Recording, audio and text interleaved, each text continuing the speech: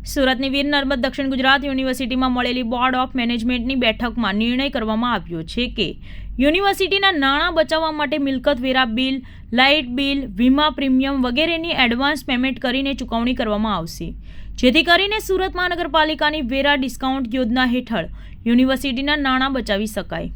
આ ઉપરાંત વીર નર્મદ દક્ષિણ ગુજરાત યુનિવર્સિટી દ્વારા વપરાયેલી ઉત્તરવહી તેમજ પડતર પ્રશ્નપત્રના નિકાલ કરવાનો કોન્ટ્રાક્ટ અમદાવાદની MS ટ્રેડ્સ એજન્સીને આપવામાં આવ્યો છે, પરંતુ આ એજન્સી દ્વારા શરૂઆતમાં કામની શરતો મુજબ કામ કરવામાં આવ્યું ન હતું।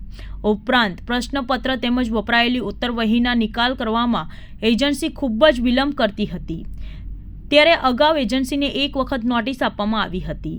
તે સમયે એજન્સીના હોદ્દેદારોએ રૂબરૂ યુનિવર્સિટીના બોર્ડ ઓફ મેનેજમેન્ટને બાહેધરી આપી હતી કે એજન્સી દ્વારા સમયસર કામ કરવામાં આવશે।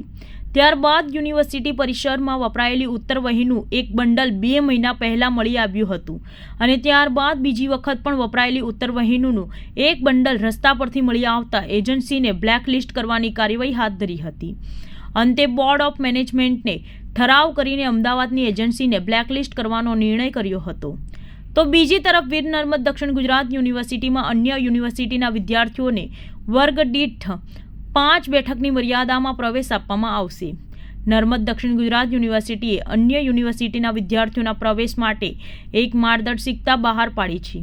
મહત્વની વાત એ છે કે વિદ્યાર્થીએ પ્રવેશ મેળવવા માટે માઇગ્રેશન સર્ટિફિકેટ રજૂ કરવું પડશે અને જો તેની પાસે આ સર્ટિફિકેટ ન હોય તો એફિડેવિટ સાથે અરજી કરવાની રહેશે અને ખાસ વિદ્યાર્થીએ અન્ય યુનિવર્સિટીનું પરિણામ આવ્યા પહેલાં જ આ અરજી કરવાની રહેશે।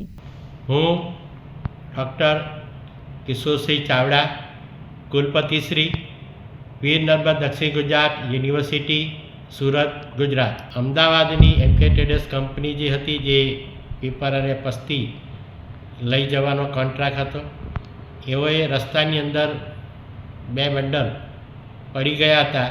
એ સંદર્ભની અંદર એમને કારણદર્શક નોટિસ આપીને અંતે બોર્ડ ઓફ મેનેજમેન્ટ દ્વારા તેને બ્લેકલિસ્ટ કરવાનો નિર્ણય લેવામાં આવ્યો છે।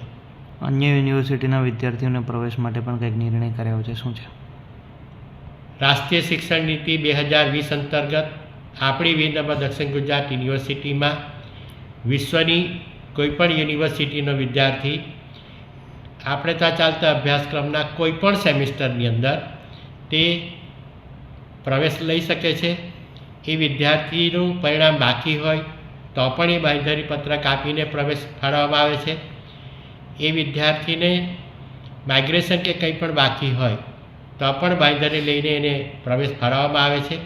એ તમામ વિષયમાં નાપાસ હોય તો પણ તેને પ્રવેશ ફાળવવામાં આવે છે અને તેની સમકક્ષ આ યુનિવર્સિટીની ક્રેડિટ ફાળવીને તેની પરીક્ષા લઈને પ્રવેશ ફાળવવામાં આવે છે। આવા વિશેષ વિદ્યાર્થીઓ માટે દરેક વર્ગ દીઠ 5 વધારાની સુપરન્યુમરી બેઠકો ફાળવવાનો પણ બોર્ડ ઓફ મેનેજમેન્ટ દ્વારા નિર્ણય લેવામાં આવ્યો છે કે જેથી આ પ્રકાર અને હાલની અંદર એમાં 1032 જેટલા વિદ્યાર્થીઓએ આમાં પ્રવેશ મેળવ્યો હતો। સાહેબ, કંઈક એડવાન્સ વેરા પણ ભરાશે, શા માટે એડવાન્સ નિર્ણય કરાયો છે આવો? સુરત મ્યુનિસિપલ કોર્પોરેશન જેવી સ્થાનિક સ્વરાજ્યની સંસ્થાઓ અને સરકારી એજન્સીઓ એપ્રિલ માસની અંદર એનો વેરો કે બિલ એડવાન્સ ભરવામાં આવે તો તેના પર મોટું આર્થિક વળતર કે રિબેટ આપવામાં આવે છે।